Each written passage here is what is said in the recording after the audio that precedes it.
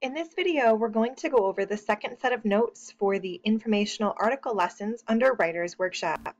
Before you begin, please put the date at the top of the page in your notebook. As a reminder, notes go in the front of your notebook. These notes will be titled Writer's Workshop, Locating Information and Conducting Research for an Informational Article.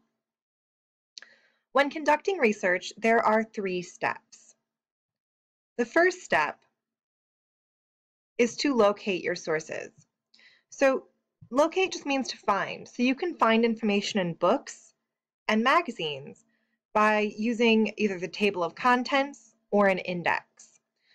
When you use a book or a magazine, table of contents is usually at the front of the book or the magazine, and the index is usually at the back.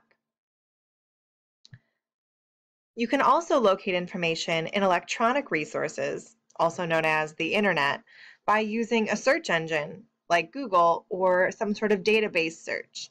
Database searches are going to be more common as you move through your educational career up into college.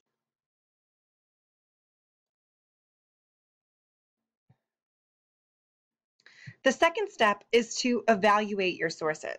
So once you find a source with some information that is relevant or related to your topic, you need to make sure that you're avoiding outdated or very old information unless the research or information hasn't changed.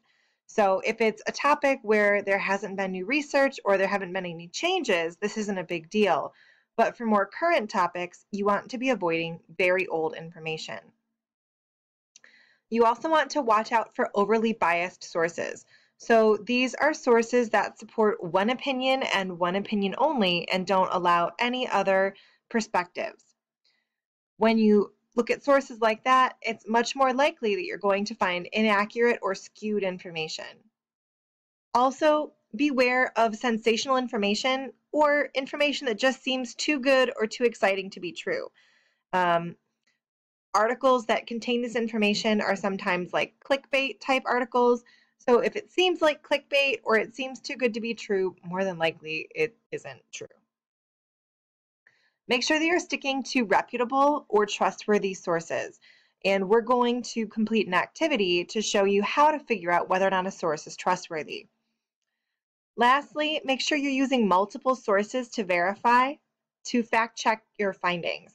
So that means that if you find a piece of information in one source, you should be able to find that information in another source as well. You should be able to fact check across sources.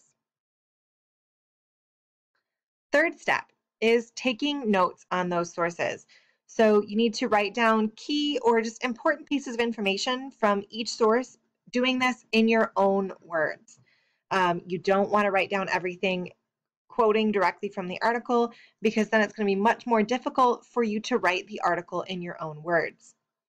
Make sure that you're writing down which source each note or idea came from. So if you're getting all of the information that you're writing down from one website, you need to make sure that you note that on your notes.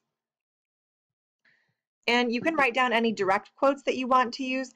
Make sure that you write down who said them.